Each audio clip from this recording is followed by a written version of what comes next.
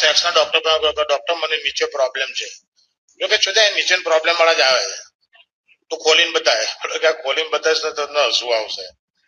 Doctor કે 10 વર્ષથી મારું ક્લિનિક છે. સવારે 4 કલાક, સાંજે 3 કલાક, 7 કલાક અહીં બેસું છું. એવરેજ 20 લોડા રોજના જોઉં છું.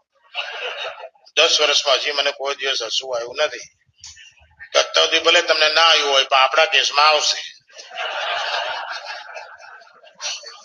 પેલો કે જો તું એવી ચેલેન્જ જ આપતો હોય તો હું તને ચેલેન્જ આપું, જો હું તારું લોડું જોઈને હસી પડીશ તો તારી ફી નહીં લઉં, દવાઈ ફરી આપીશ, પણ તારે ખોલવું તો પડશે.